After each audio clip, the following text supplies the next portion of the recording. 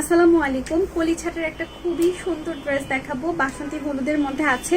খুব সুন্দর কলি করা আছে। এটা হচ্ছে সামনে আপনাদের 45, পিছনে 45 ইঞ্চির মতো ঘের আছে, প্রায় 90 ইঞ্চি, আবার একটু কম বেশিও হতে পারে।